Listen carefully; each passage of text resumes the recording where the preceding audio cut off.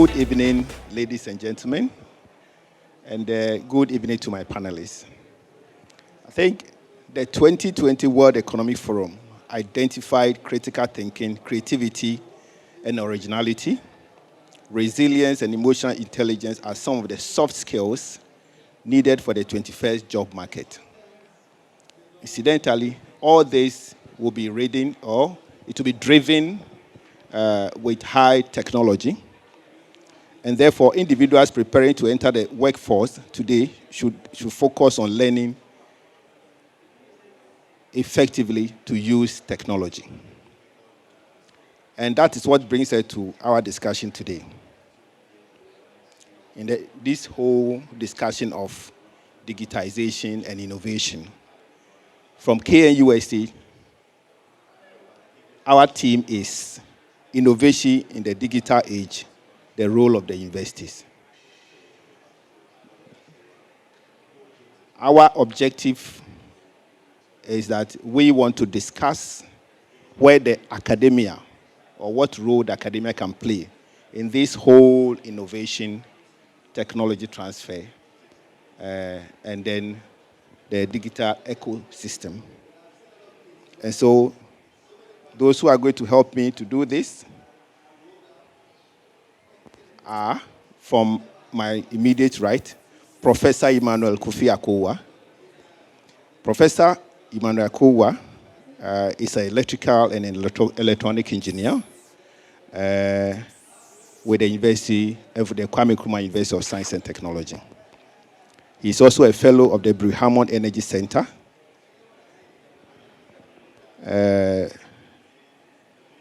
a multidisciplinary research center at the College of Engineering, KNUST. Next to him is Mrs. Eunice Boahen. Mrs. Eunice Boahen is an intellectual property administrator of the Kwame Nkrumah University of Science and Technology. She holds an MPhil in Business Administration and a master's degree in Intellectual Property, Africa University, and a BA degree, a Bachelor of Arts degree in Publishing. And then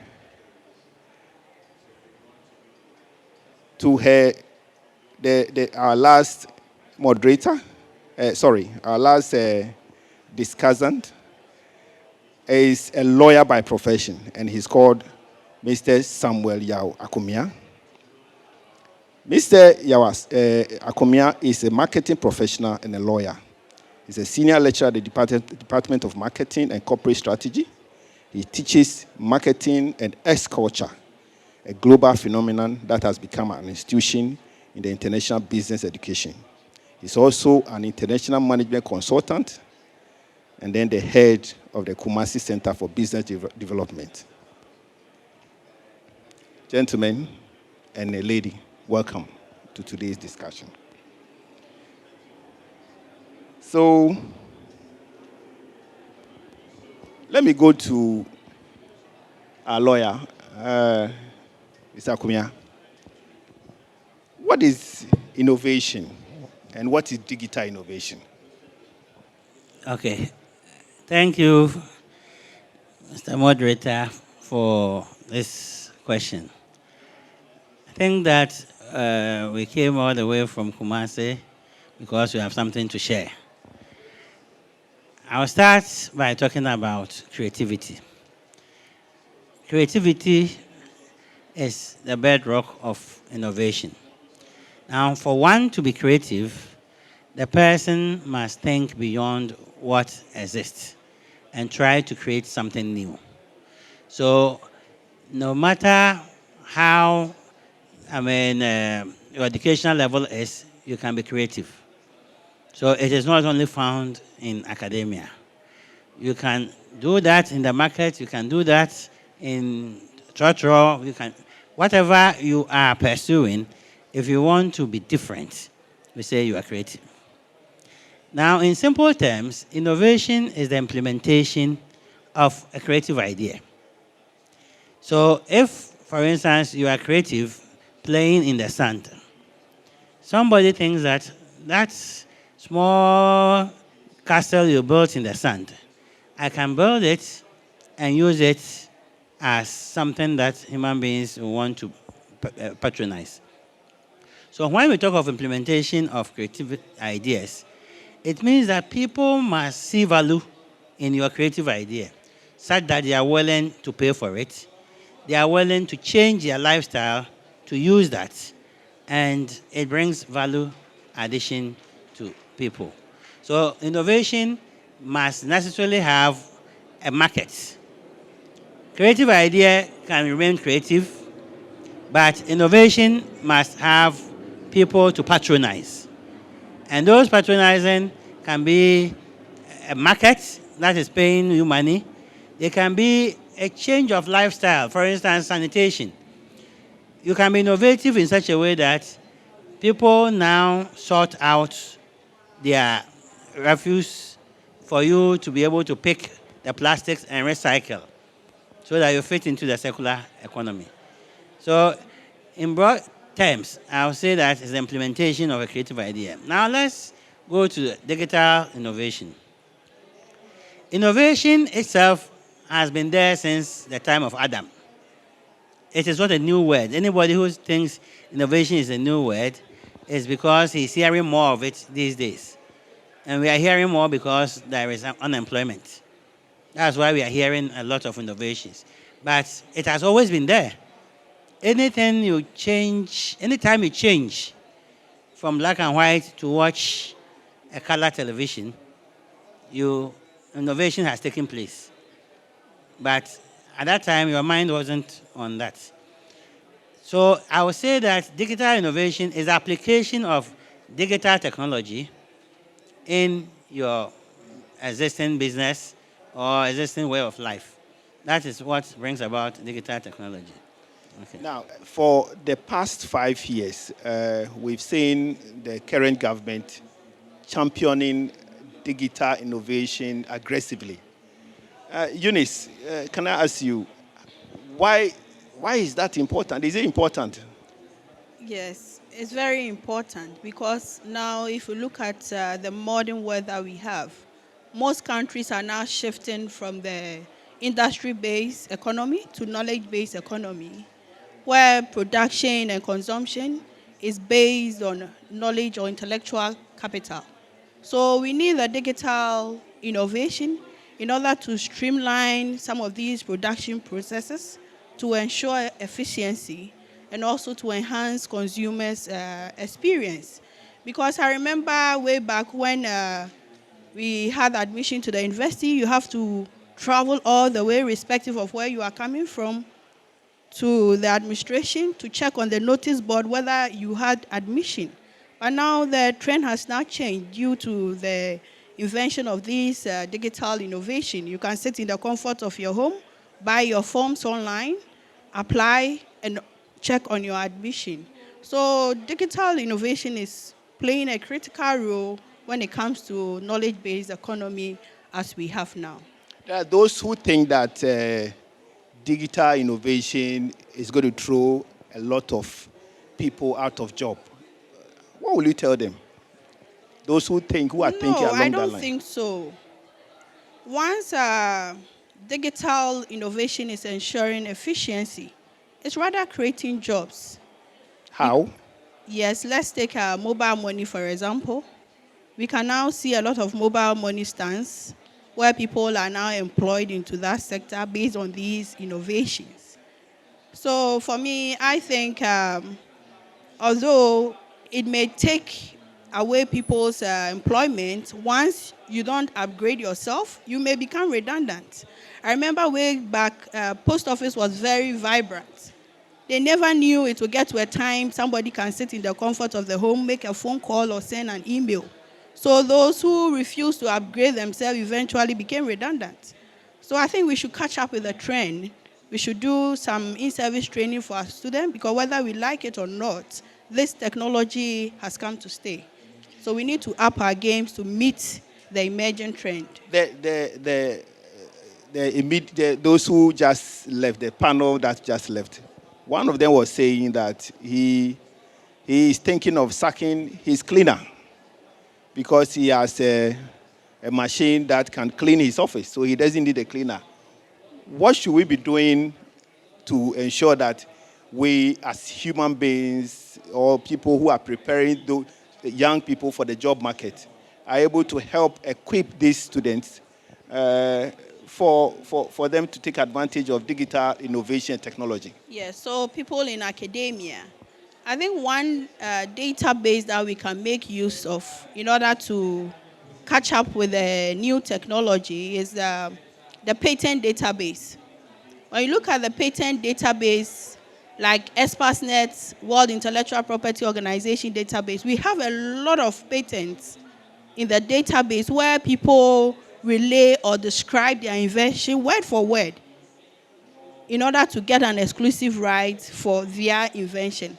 So I think we should start visiting some of these databases to know what is really emerging, what is happening outside there, so that we train them to meet some of these new and emerging trends. Because if we don't take care, we'll be left behind. We only review literature most of the time, but I think we should take advantage of some of these patent databases to know what is emerging, so that we can train our students to meet some of these new technologies that is coming up. You know, in developing countries like Ghana, one of the challenges we have faced is the fact that people can easily steal people's idea. What protection is there for innovators?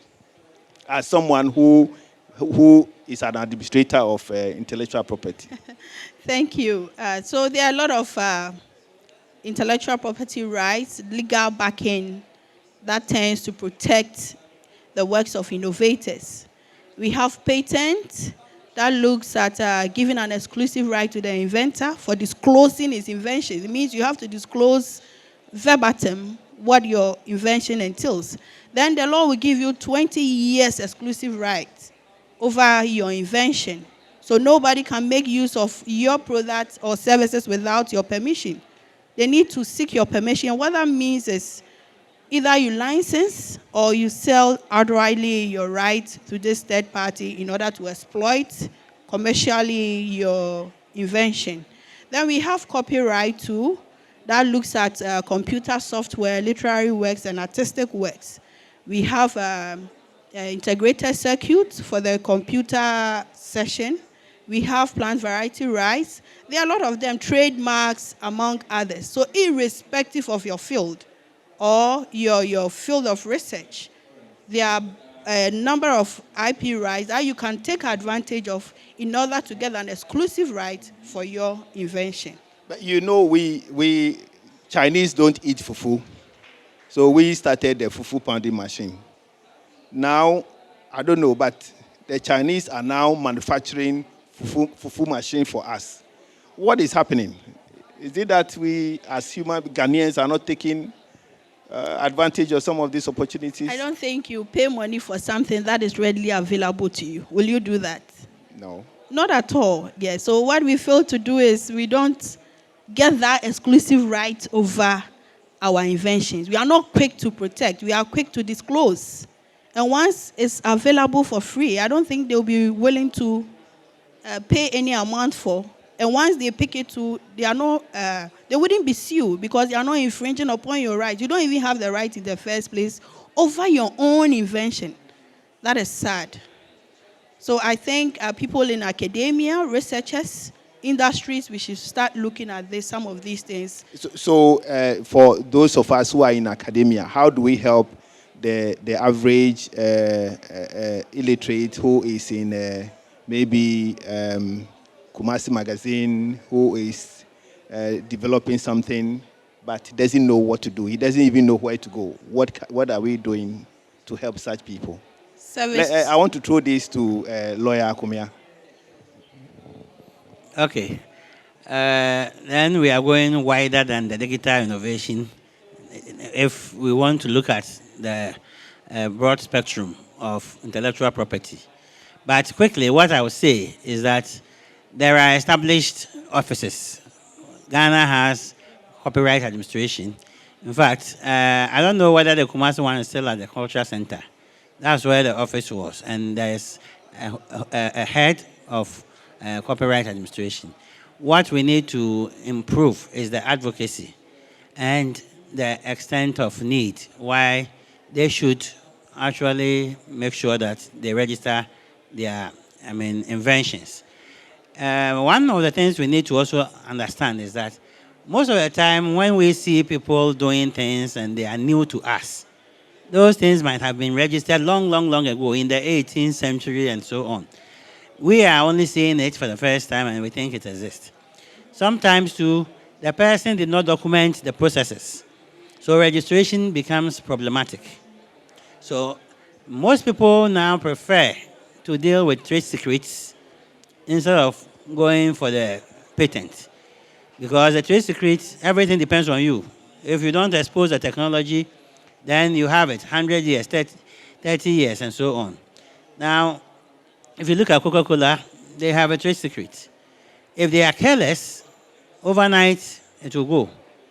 But if you keep it for long. If you go for patent, if they give you the 20 years, after 20 years, they won't consult you. They will expose the technology. Yes. So in terms of the other things, the patent is important. But when it comes to software, when it comes to digital issues, the 20 years protection you have may not even come. Within 3 years, an improvement has come. Who wants yours? Who will pay for your exclusive?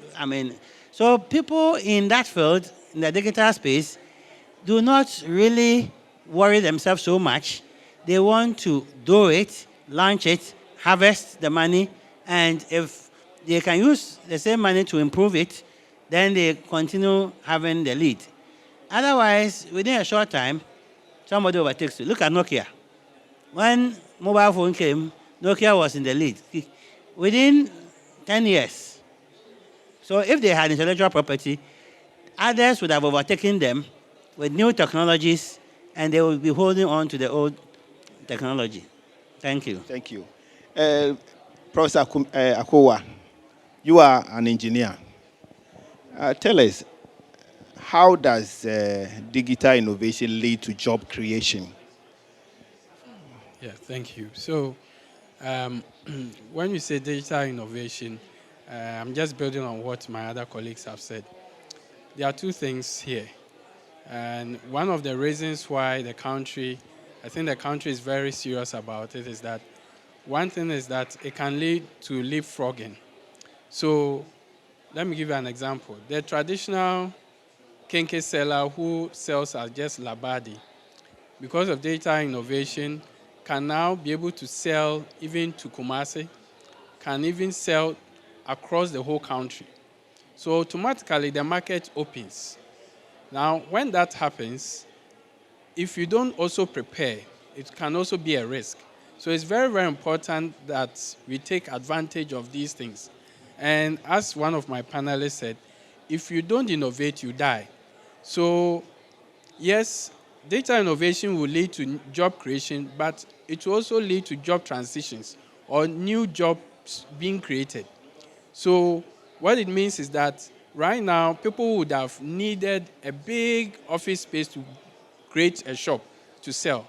Now, you only need a small bedroom space to be able to sell to the whole of Ghana. All right? Hitherto, you would have needed what? A big space to operate a restaurant. Now, you can just use your kitchen to operate a restaurant. So even the entry capital to businesses we know of old is changing because of digital innovation. So now you can be in your kitchen, list a restaurant, a virtual restaurant, and people order from you. As opposed to having physical restaurants, the chairs and all those things. This is now creating opportunities for the youth who hitherto wouldn't have had the capital. So if they are able to tap into that, certain businesses that would have been far-fetched from them now become accessible. It also helps them to also enter the market quickly, because I've also talked about some examples. Now, transportation businesses now. People can now even do their regular job and then operate a transportation business as well. You talk of the Uber exactly. and So these are opportunities that are opening up. So the issue about job being lost and job being created, it is more about job transition or job changing. So if you go with the flow, then you'll benefit. Recently, I heard in the news that traditional taxis are complaining that digital platforms are going to hurt them. About 20 years ago, government tried introducing digital metering, if those of us who remember. People opposed. But when it comes to innovation, it just happens and changes everything. Now, no one is asking anyone to meter how they charge customers, because there is a solution that does that. So as for the jobs, it will create jobs, but it will only create jobs for those who are able to tap into the opportunities that these digital tools offer. That's what I can say. So, as you just said, a lot of people are afraid of digital innovation. As someone who is into engineering, what advice do you have for such people? Oh, there is, I don't know where the fear lies, but usually we have a very high resistance to change.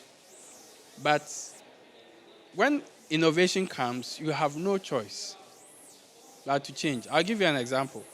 Mobile money controls more money than traditional banks. Hitherto, Yes. the traditional bankers will tell you this will not work. We cannot go to the people in the villages. They need to have school. They need to sign, fill forms, and all that. Some people thought about mobile money, and now they control more money than all the banks put together in terms of transactions. So it's about us embracing the change. You see, so for me, I don't think there should be any fear. In fact, when innovation happens, as lawyer said, once there's value, you don't need to even compel anyone to move with the flow. Some of the taxi drivers who are complaining, now some have fleets of cars who have also adapted. People have, introduced taxi hailing applications and all that. Those who refuse to change are those who will be left behind. And that's why it's important that government is investing and creating that awareness to create that culture amongst us that this is the new normal. And we either embrace the change or we get locked out of the benefits. So I don't think there's anything to fear. Of course, there are some risks with cybersecurity and those things, but it comes with everything. Even airplanes, you have plane crashes here and there, but it's nothing to fear. Thank you. Lawyer, you are in charge of the Kumasi Incubator and the KNUST Incubation Center. Tell us, what role is university or the university playing in this whole agenda of innovation and digital innovation? Do you think we are doing enough as Thank you. universities? The universities, they are doing something. As for whether it's enough or not, depends on the time that we are talking about it.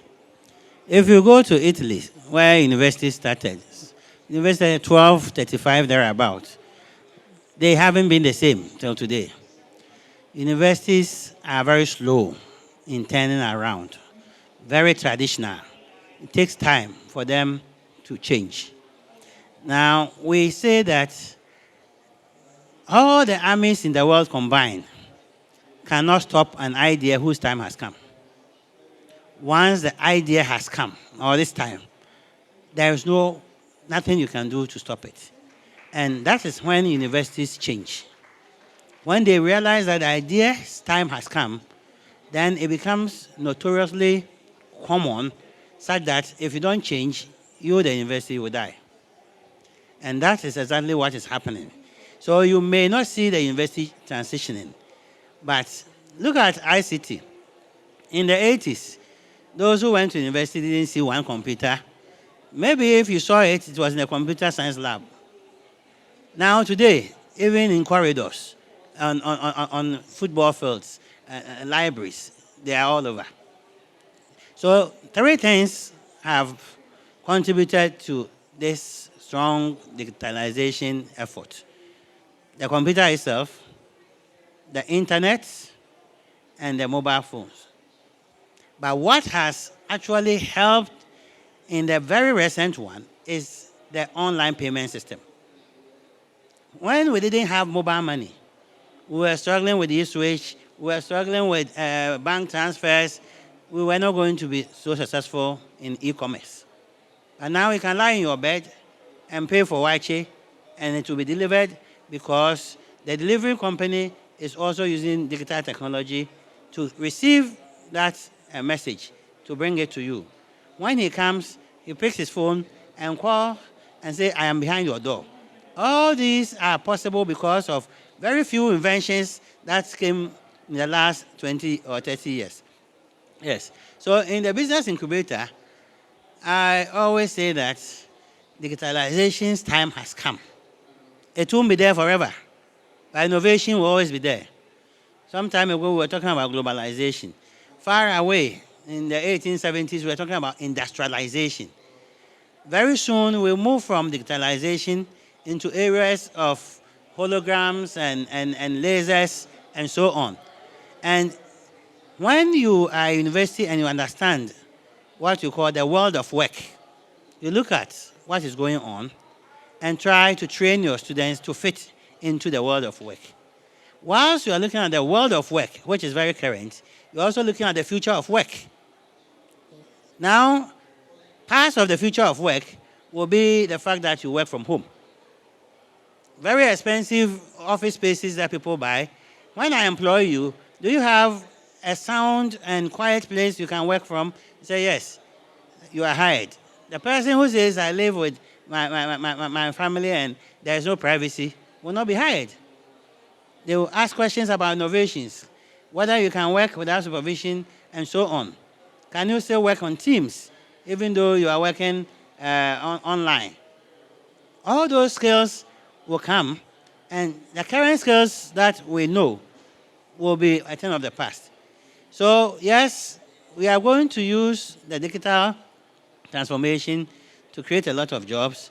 The university has a role in playing, but the university is constrained. We have 70,000 students. Ideally, each child or each student must have a laptop. So when I give an assignment, I can tell them, go and read ABC and then send it to me by tomorrow morning. But somebody raises a hand, say, I don't have a laptop. Somebody must finish before I also do mine. The ICT lab is closed over the weekend. Therefore, I have to give some consideration. And these considerations are the reason why the university delays. In future, when the university has enough money to buy a laptop for everybody or has a laboratory for everybody, you'll see that the change will be faster. And that's how come Eunice mentioned that registration at the beginning of the semester, you can do it on your phone. So when you come to school, those queues we used to see, running from here, there, it's not there. And that is why we need to look at the value chain of the digital technology, the value chain. And you see that each spot of the value chain creates job. Look at restaurants. Now, a good restaurant that has a delivery system or even employs another delivery person who is a business on his own is selling more than he used to sell.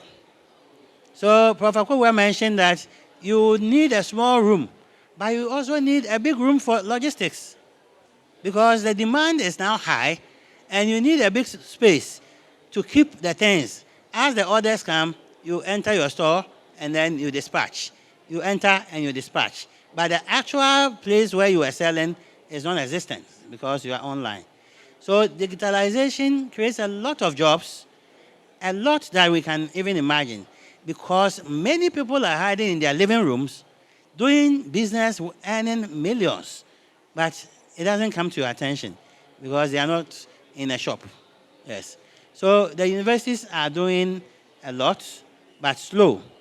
But when everything adds up, when they have all the necessary needs put together, then you see the qualitative change overnight. Do you believe that the universities will have enough one day to be able to champion this agenda? Yes, I think that the university survived from industrialization to globalization to, the analog system. When I say analog system, it's, the pre-digitalization period. When we started mobile phone, some of them were analog. And MTN came to Ghana, Tigo was analog. MTN, when you called, your name could come on the screen. And people shifted to the digital system, the GSM system. Yes, all these things have been digital innovations, but they were not so, known to us, because at that time, all we cared about was a new technology, a new technology. Now we are differentiating between technologies.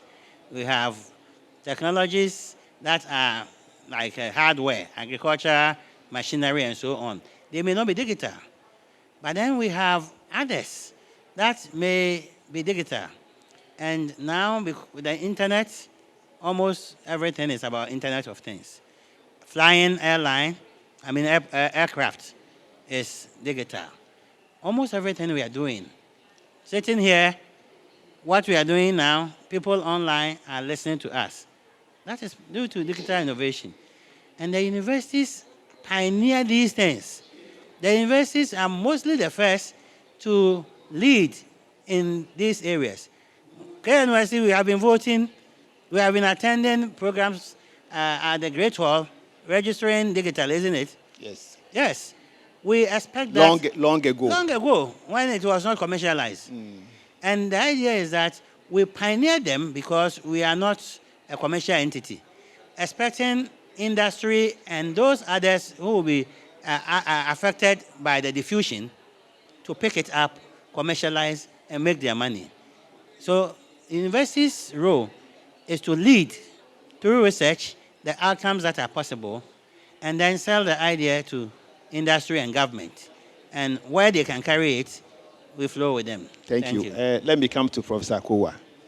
You are an engineer by profession.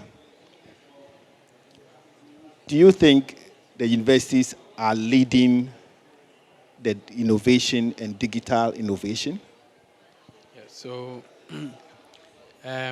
I'll say yes, and let me just explain in three forms. Universities all over the world, their core mandates, one is to provide the requisite human capital for industrialization or nation development, and provide the thinking, serve as the thinking aspect or forward-looking aspect of the society. In this area, I'm talking about research. And then the last part is providing service to the community. Now, in the area of digitization, I can say for sure that if you pick KNUST, can speak for KNUST because in Ghana, that's the model technology university, and that's our core mandate is to drive the technology interest of the country.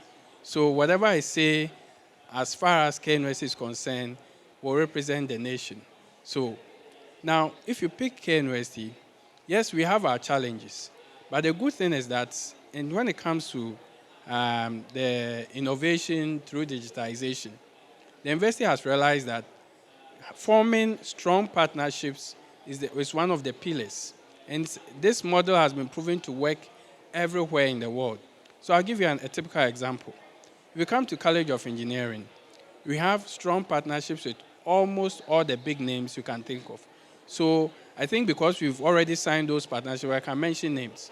So the students that work with us, if you talk of AWS, that is Amazon Web Services, anybody in the industry who deals with cloud computing. Now, if you check World Economic Forum, the top 10 jobs, okay, big data, AI, cloud computing, those platforms, because of such partnerships, we have access to all those professional platforms to the students. As I said, any KNUST student has access to over $100 computing credit every year to try. From the College of Engineering? No, from the whole university. Just Okay. that because our engineering is the core. I mean, we signed on to that, but it's available to any KNUST student. Well, the reason why I'm saying this is that the university could have waited for everything to be okay, integrated into the curriculum and all that, but we adopted a multi-pronged approach that make these platforms available to the students, let them use them, get used to it, because that is what is happening. And we have Oracle Cloud, okay? We have Google. We have, in fact, all the big names. We have Cisco, Academy, Huawei, all the big names here. Now, we've made all these platforms available to the student. One thing that also hinders innovation is tight rules. So Tight rules? Tight rules. So what we do is that we make these available to the students. And because there is no cost barrier, ordinarily when they finish school, they will have to pay to have access to these platforms. But because of the university subscribes on their behalf, so we remove that barrier from there. So you, as a student, you have access to all these professional platforms where we have removed any tight rules as in use it for this or that. In fact, there are several examples of students who have started businesses with these platforms because hitherto they would have paid money to run AWS services. And all of us know how expensive these things are. Okay, that's one of them. So having strong partnerships removes those kind of barriers that we are talking about. The next thing is also our curriculum. Now, if we are to foster innovation or drive innovation, the quality of the manpower that we produce also must reflect the ideology. Now, the university, realizing this, has started changing certain aspects of our curriculum. Obviously, when you have a system that has lasted over 70 years, with all the rules and all those things in academic board, GTech and all that, these things can be slow. But I can give you some examples. Our second year students have something they call engineering in society. They move into the society, look at problems, and then they use these tools that are available to them to solve. These things we don't teach them in class because we give them to them as something that they should explore. And out of these things, I can mention that some of the innovation that the companies at Mr. Akomea's incubation have produced, okay, as a result of these things. So as a university, we've realized that, yes, there are certain things we need to change, but we are using different strategies to go around our limitations. And the last thing is creating an environment for innovation. So if you come around, we have a lot of innovation hubs in almost every college. The big one is Mr. Akomea's own. Engineering, we have a maker's space. The students go there, it's open 24/7. They do what we have a 3D print. We have 3D printers. They have all the things that they need to deal with. Even there are some students who, when they even finish school, they bring their own personal projects there to come and do. We don't really worry them that much because we know that innovation thrives when you don't have limitations. So these are some of the things that we are doing, even though we have some limitations, but we do not wait for everything to be solved. Now, let me just add one last thing. In terms of impact, if you pick a company like Texas Instruments, most of you may not know this, but maybe I would like to bring it to your attention. If you touch any electronic gadget every 3 seconds, you touch a component, this camera that you're holding, this mic, this my phone, any electronic gadget in the world, every 3 seconds you touch a product that has a chip from Texas Instruments. We have a strong partnership with them. We're producing chips. I guess none of you here knows that we design chips right here in Ghana. In KNUST? Yes. So, but it's partnership. We don't have a clean room, okay, but we design, they manufacture. We have the necessary agreement. In fact, the first in-AMP chip, which was designed in West Africa, was done in KNUST. Wow. And those things are, if you had sat down to get a clean room and all those high-tech things, it wouldn't have been done. But it's because of these innovative partnership that I mentioned. So we are doing our best within the limitations that we have. So it means KNUST has had a positive impact in terms of innovation, yes, technology. Definitely within the limitations that we have. Obviously, giving more, we could do more. But usually technical people don't blow their horns. Maybe we are not good at saying the things we do. But if you come around, those who follow us and those who are in the technology space, there are some non-disclosure agreements we've signed, so we cannot say certain things here. But those who are following things know the stuff that we are doing. Yeah. So, lawyer, let me come to you. The vice president this morning mentioned or outlined a lot of stakeholders, different stakeholders who all form part of the ECHO system. What should we be doing as universities to be able to have this an enduring impact and be seen to be championing innovation and technology or digital innovation? Thank you. I think that as a country, we are visiting this topic a bit late. But as KNUST, and maybe, let me say, institutes within the KNUST, this stakeholder engagement has gone on for long. If you follow the BSU, for instance, one of the platforms of BSU is, employability.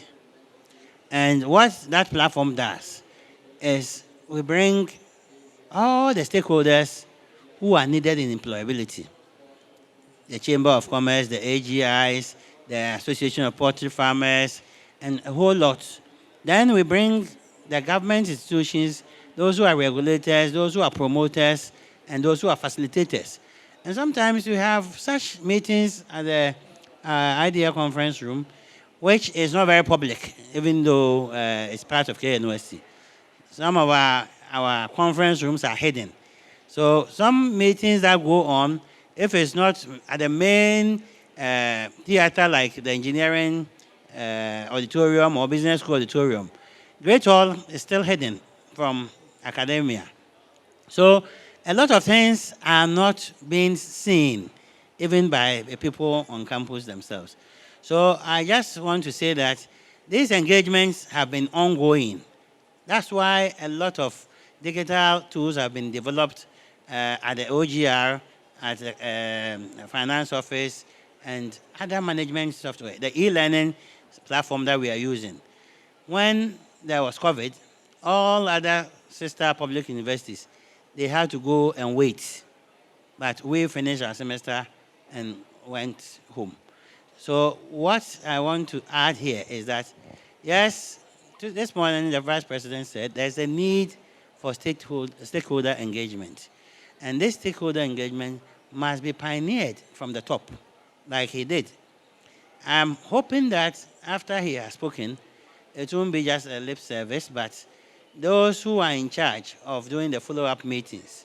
Unfortunately, we had the international development partners around who are going to send reminders for these meetings to start.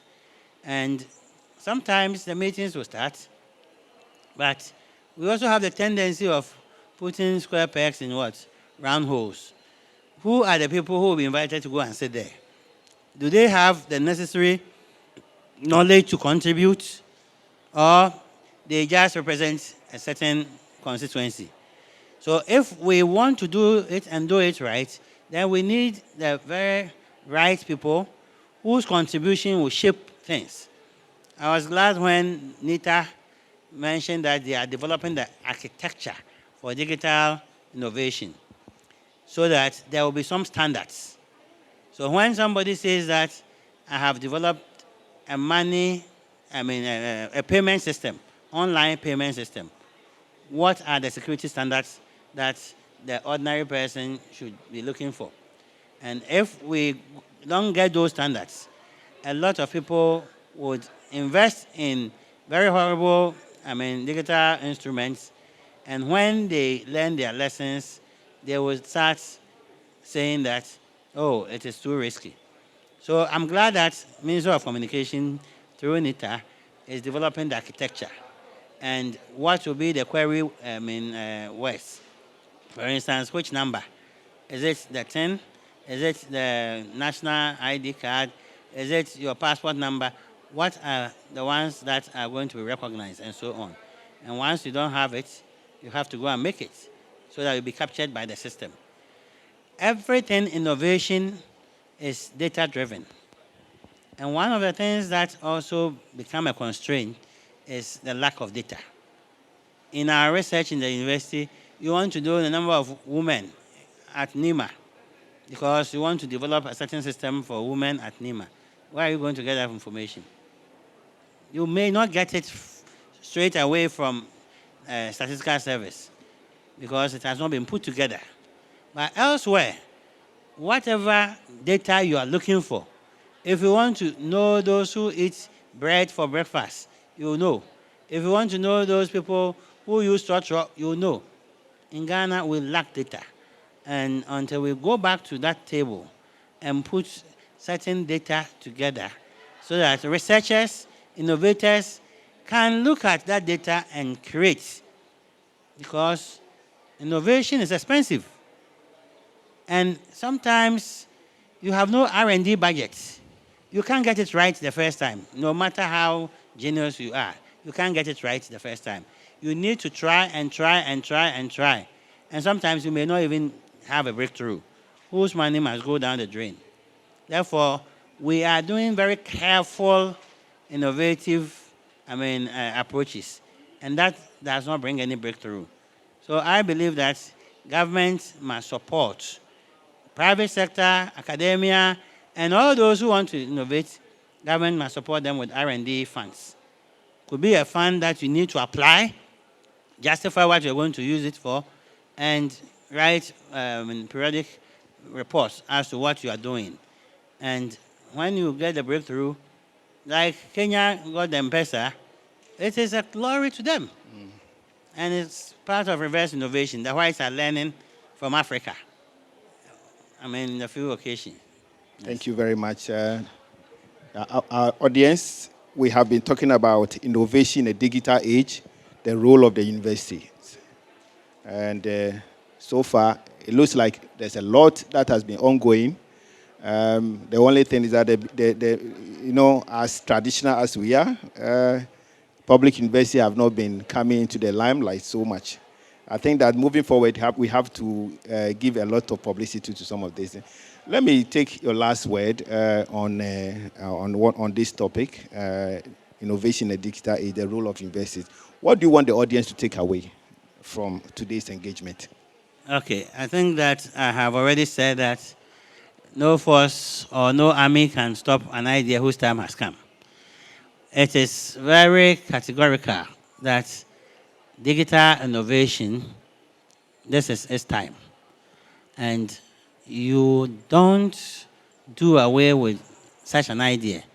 So once you know that this is how life is going to be for the next 20 to 30 years, you also position yourself. Take courses. Most of our courses must change. And I was surprised that the Minister of Education wasn't here to listen to what a lot of people are doing. We need to start from kindergarten. I don't see why we cannot introduce kindergarten kids to very basic issues about robotics by using these logos and so on. Let them know that the idea of digital transformation is their world. So if you teach them what they should have known yesterday, for them to get a job tomorrow, you are doing a disservice to them. And the university, second cycle, basic school, we are all in this together. We as leaders, instructors, lecturers, university administrators, we need to know the future of work and the needs of that market so that we can groom people. We are grooming for the future of work, and not the work that they did yesterday. Thank you. Thank you. Eunice, your last word for our audience. Yeah, so I would say, as proposed by Hellis in his model, we need the three key holders, like the government, the industry, and the academia, to drive this digital innovation. So there should be that synergy between these three stakeholders, which is missing. But it's good that we've started on a good note, because we need one another in this innovation process. As Mr. Akomea mentioned, funding is a big issue because looking at the university limited funding, it's difficult to drive some of these innovation. We need the government support, and we also need the industry. They should push us. We said necessity is the mother of invention. When they have any challenges, they should see us as people that are closer to them. We need them in order to drive this innovation to They make should it a see success. us as people who can provide solutions. Thank you. Professor Akwoa. Yes, so for me, I would say that it's good we are talking about this, and we need to inculcate the culture of innovation. It's because without it, the society won't change.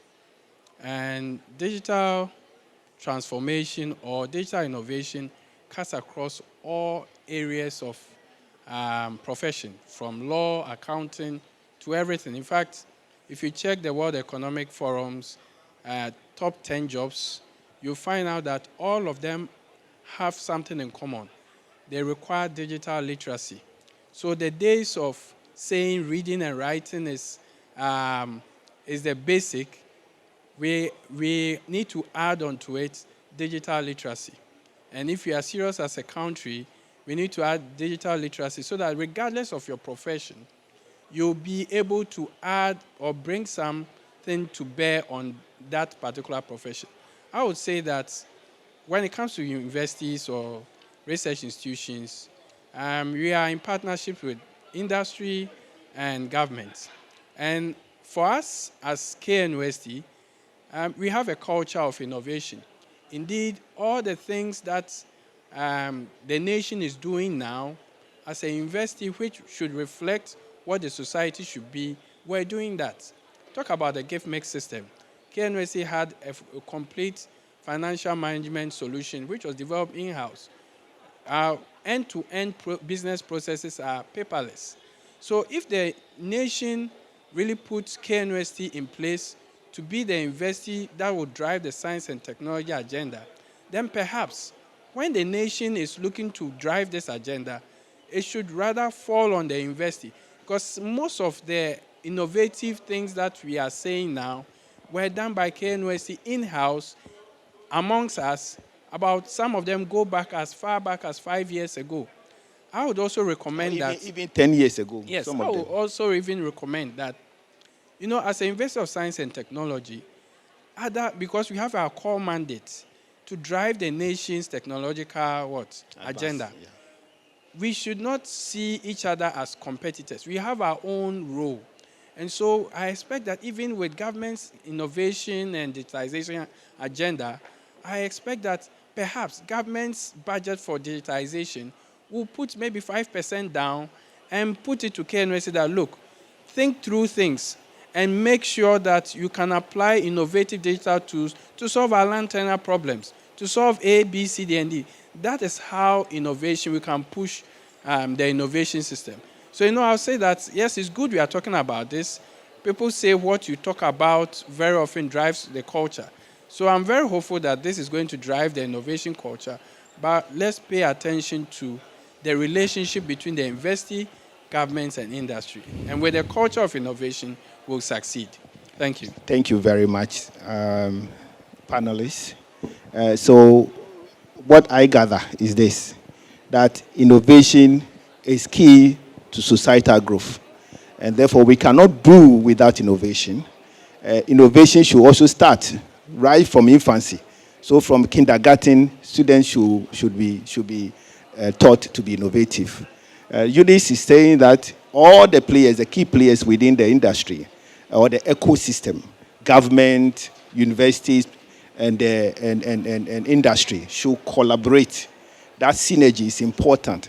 Lawyer is saying that the university should be seen to be driving the digital and innovative agenda, because especially KNUST, that's what we were established to do. From the Accra International Conference Center, this is the KNUST team. Thank you very much. We don't know if we have some online questions. No, we don't have online questions. Thank you very much. And thank you for your thoughts.